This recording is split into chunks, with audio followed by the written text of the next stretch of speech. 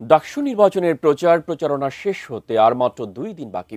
এই মুহূর্তে ডাকসু ভবনের সামনে আছেন সহকর্মী আবুল কালাম আজাদ।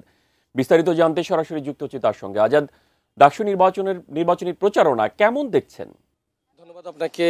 রাতভর প্রার্থী, ভোটার, তাদের মধ্যে যে প্রচারণা, বিশেষ করে বিশ্ববিদ্যালয়ে 17-18টি হল রয়েছে, এই হলগুলোতে অসংখ্য শিক্ষার্থীরা থাকেন।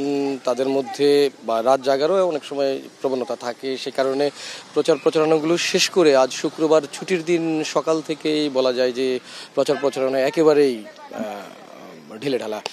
সে জায়গাটিতে জুমার নামাজের পর শুরু হবে সেরকমটি আমরা জানতে পেরেছি যে সব প্রার্থীরাই একযোগে মাঠে নামবেন। অপরদিকে আর মাত্র হাতে 2 দিন সময় রয়েছে। রোববার রাত 12টার দিকে ডাকসু নির্বাচনের প্রচারণা শেষ হতে যাচ্ছে। তাই বলা যায় যে একেবারেই সময় খুব কম। তাই প্রার্থীরা যত বেশি তাদের প্রচারণাগুলো চালিয়ে নিতে পারেন, নিজেদেরকে আরেকবার তুলে ধরতে পারেন, ইশতেহার হোক কিংবা যে অতীতে যাই অবদান রেখেছেন সেই বিষয়গুলো নিয়ে তারা আবারও হাজির হচ্ছেন। তো এরই মধ্যে আমরা যতটুকু জানলাম যে 24-এর যে গণ অভ্যুত্থানটি রয়েছে সেই গণ অভ্যুত্থানের শক্তিকে সুসংহত করবার জন্য কিংবা ডাকসু নির্বাচনে যে গণ অভ্যুত্থানের প্রতি ঢাকা বিশ্ববিদ্যালয়ের শিক্ষার্থীদের দায়বদ্ধতা রয়েছে সেই বিষয়গুলোকে প্রতিভাত করবার জন্যই বৈষম্য বিরোধী ছাত্র আন্দোলনের একটি স্বতন্ত্র ডিইউ ফার্স্ট প্যানেলের জিএস প্রার্থী মাহিন সরকার তিনি আরও প্রায় আধা ঘন্টা পরে এখানে মধুর ক্যান্টিন বা ডাকসুর সামনে একটি ব্রিফিং করবেন।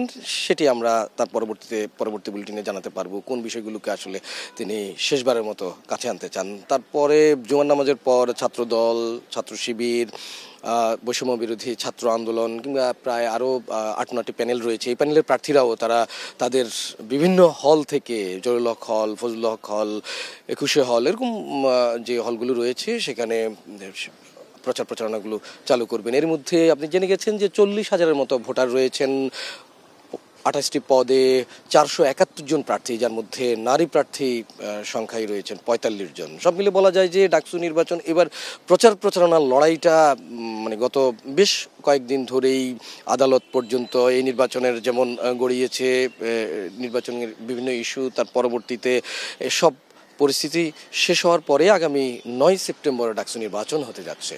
এখনকার মতো এই ছিল আমার কাছে সবশেষ।